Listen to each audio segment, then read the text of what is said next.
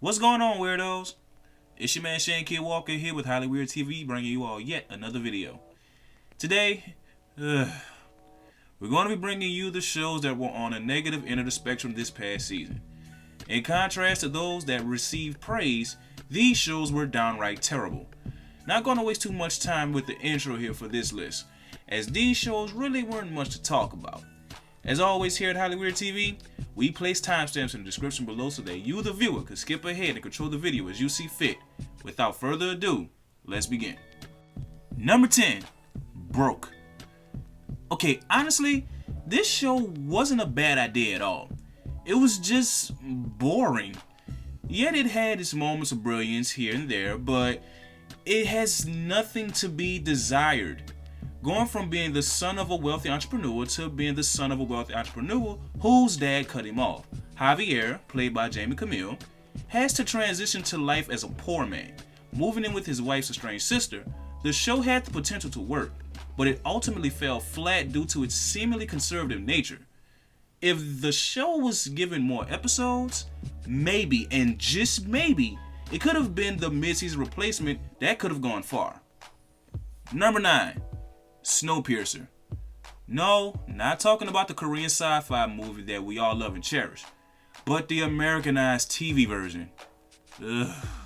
Look, I am all for adapting movies into TV series, i.e. Dear White People.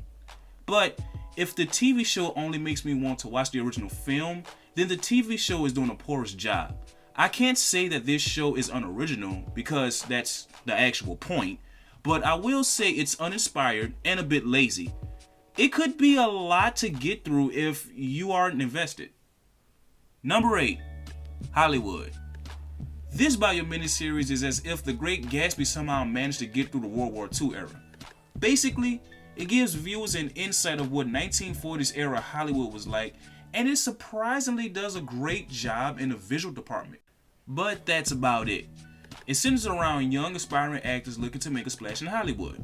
And yes, it does highlight biases, different power struggles, but does it really answer the questions though?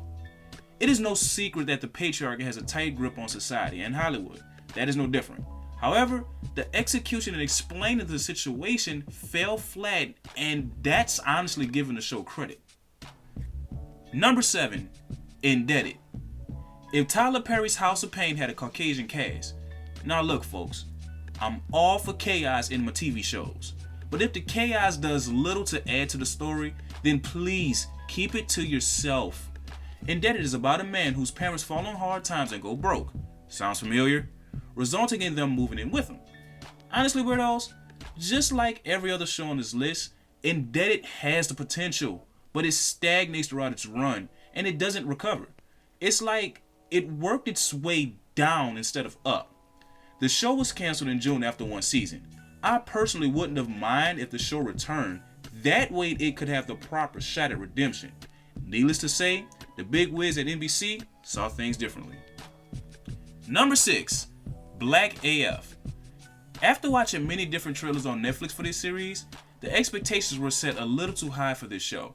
Not saying that the show isn't enjoyable, because it low-key kinda is, but it lacks depth to its central plot. Each episode has the phrase, because of slavery. With that in mind, viewers could expect things from the alternative or all-around African-American perspective. Actually, it's told through the eyes of a man and his family and their newfound wealth. It sounds great on paper, but it doesn't translate well at all on screen. Number 5, Outmatched. We've reached the top 5, and starting us off has to be one of the worst shows that Fox has produced within the last decade. Outmatched centers around a blue-collar family raising their 4 children. Again, great concept, but abysmal at best in execution. Being the only live-action sitcom ordered by Fox this past season, you would think this show would be on par with its animated counterparts. Well, needless to say, it wasn't, and it wasn't by a long shot.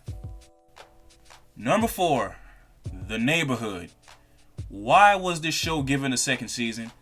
Oh my god. Anyway, for the second year in a row, CBS has totally wasted the talent of both Cedric the Entertainer and Max Greenfield. Guys, look, this is me, Shane, speaking. So take this for what you will. This show is not good, and they just renewed it for a third fucking season. It's not funny, it's stale, and it's a waste of space on CBS's schedule. Look, Cedric is known for being edgy. This show has him totally out of his element. I am all for people exploring and expanding their horizons, but this is downright unacceptable. Number 3, Sistas. And there it is, the predictable Tyler Perry show. Yeah, y'all should have known this was coming. Okay, take the TV show Living Single, mix it with Friends, and add unnecessary drama, and you get this crap. I can't say it is filled with the typical Tyler Perry shenanigans, because get this, it's actually bearable. But bearable in a post-ironic way. If this show was released in 2009 or 2010, then it would have been a sleeper hit. The problem with this show and all of Perry's shows, except House of Pain, is that they're stuck. They're stuck in the past. They're generic, they're bland, and they're repetitive. Number 2, October Faction. What the hell was this show? From start to finish, I was confused. I didn't understand what in all the fuck was going on. Were those creatures vampires, werewolves, what? Look, I do understand that the couple played by J.C. McKenzie and Tamara Taylor are monster hunters and killers. But damn, what the fuck? What were they hunting? Look, I'm all for having weird stuff in my TV shows. But Jesus Christ, can this make some sort of sense, please? The plot is nonsense, the acting is slow and lackadaisical, and it is downright simply disturbing. Number 1, The Oval. I know I'm going to get some heat for this from some of you, but like I said in the last video, oh well, it made my list, make your own. Anyway, talk about getting off to a great start and falling flat on your face. The Oval is not a good show, y'all, I'm sorry. It's one of those that overcompensated too early and as a result burned itself out by the 3rd episode. It borrows most of its story arc from Scandal and makes the former look like a high-budget Hollywood film. The acting is so bad that it's reminiscent of a daytime soap opera that was passed by CBS. I get what Tyler Perry was trying to do here. He was attempting to be edgy and peel back the curtain and show what actually goes on in politics. But again, this was done already. Great attempt, but this is definitely the worst show of the 2019-2020 season.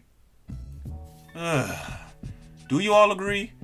If so or if not, please tell us about it in the comment section below. If you have any ideas on what we should do next, by all means, leave your recommendations in the comment section too. Yeah, we actually read those things and we give shout outs to the recommenders, blah blah blah. Next week on Hollyweird TV, we're going to once again get personal with the man behind the microphone. Stay tuned for the 2nd installment of Getting Personal with SKW. Don't forget to like, share, and subscribe, and ring that dang on bell to get all of our notifications. Until then, remember, Hollywood is a weird place. I'm your man Shane Kid Walker, and this is Hollyweird TV.